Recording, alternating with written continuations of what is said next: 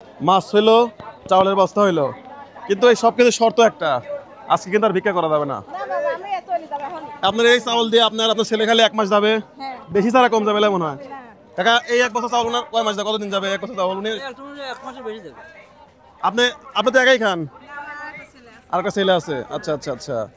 আপনার ছেলে যদি ওটা কর্ম ব্যবস্থা, তাহলে আপনার ভিক্ষা করবেন না? হ্যাঁ, ভিক্ষা করবেন না?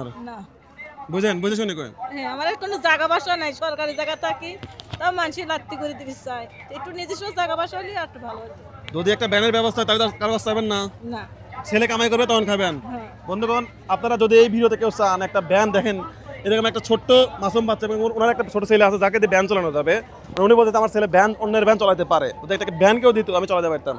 তাহলে মাছ কই, মাছ, চাউলের বস্তা, তাহলে এগুলো ছাড়া আর কিছু লাগবে? কাকা আগে আসেন, এত সুন্দর কাজ হচ্ছে, কিছু বলতেছেন না? যে না, ভালো কাজ হচ্ছে তো। ভালো কাজ হচ্ছে? হ্যাঁ হ্যাঁ, ভালো কাজ আছে। আসলে তো এর কিছু নাই। কিছু নাই? এরকম একটা ছোট সন্তান দেখেন তো, ঘরে চাউলই নাই, ওনাদের খাবে ঘরে চাউলই নাই। না, ঠিক আছে। ঠিক আছে, দেন ভাই, দান সঠিক করে ভালো।